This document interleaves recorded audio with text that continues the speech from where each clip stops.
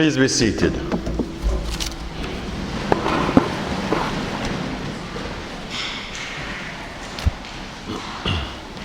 In today's gospel, we see Jesus dealing with, some would say, as one of the fundamental aspects of Christian living: love for God and your neighbor. By answering the challenge of the Pharisees, Jesus, I think, introduced what could be called a global concept of love.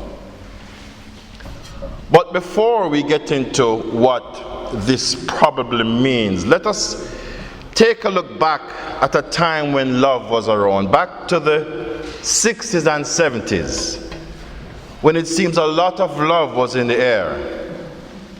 Remember the saying in those days, God is love, peace and love, and the season of love. Think Woodstock. The 60s was a time when the radical youth of the age protested against war, racism, and various other isms in the name of love. And this continued up to the 70s. And in addition, I'm sure some of us can remember the love songs of the 70s, the soul music. Quite a bit of soul music in the 70s and 80s dealt with issues surrounding the various elements of relationships and how people should love each other. This type of music led to this phenomenon known as rent-a-tile, or rent-a-space, where couples would dance without moving at a party. These love songs were very popular, and I would just like to repeat some of these lovely lyrics heard those decades ago. Remember Barry White singing, "Tell me, what can I say? What am I gonna do? How should I feel when everything is you? What kind of love is this that you're giving me?" Or the Spinners, "Each night I pray there will never come a day when you up and take your love away." The Delphonics, "La la la la la la la la la," means I love you. And finally, Third World band singing, "Now that we have found love, what are we going to do with it?" Wonderful memories, wonderful lyrics. And these days, when I listen to some of the more popular singers, it would seem that there is a war between men and women.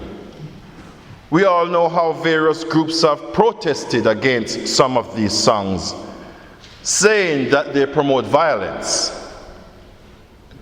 This may be the case, but times do change and young people's tastes change. But I only have 10 minutes, so I won't get into that. So moving on, and getting back to today's passage, as we saw last week's reading, Jesus is continually being tested by the people who are threatened by his presence. And we need to understand that Jesus was presenting some very radical ideas which challenge the thinking of the then status quo. The Pharisees did things according to the law. They had hundreds of laws dealing with all manner of things. There were laws that dealt with the idea of the neighbor. In Old Testament times, they developed an entire network of legal writings and prohibitions about dealing with one's neighbor, including attitudes and even business relationships. In the New Testament, Jesus sought to expand the meaning of neighbor. And although this was not really contrary to Jewish law or Jewish practice, he was a Jew, its global reach outside of the narrow confine and what was traditional was clearly a challenge to many in Judaism. The parable of the Good Samaritan was another example of how Jesus was expanding the answer to the question, who is your neighbor? One way of looking at what is happening is that if you we're really to look at what Jesus is saying, it seems that he's really talking about relationships. To love God is to have a relationship. To love your neighbor is also reflecting on a relationship. Some would say that we have a relationship with God first, then spouse, then children, then church, and others in that order. Some would say that it is less hierarchical and therefore relations can be more fluid. But for Jesus, the first and most important relationship was with God. Everything else would easily flow once there is a foundation of God's love. Some would say that this love flourishes more in a shared community. And this reminds me, at university when I was studying, of an institution that was present in northwestern part of the United States and Canada. And this institution was called potlatch. The word potlatch is the English version of a Native American word which means to give. Material wealth was of importance to the people in this area, but doing potlatch, by giving away things, the people who did so were able to gain status. The ceremony involved songs, dance, and rituals. But what was important was that this ceremony functioned as a way that the surplus wealth in the society could be divided amongst everyone. Vast amount of goods and wealth were distributed during the potlatch. The potlatch was how a high-ranking person and his family asserted their rank by giving away wealth. Without this ceremony, any change in status was seen as unearned and without validation. The potlatch was a public statement of a person's rank and importance. And by accepting the gifts, the guests acknowledged the rights of the host. Well, this concept was banned after the area was colonized because it was seen as conflicting with a culture that equated the acquisition of personal wealth with success. And I won't mention one group.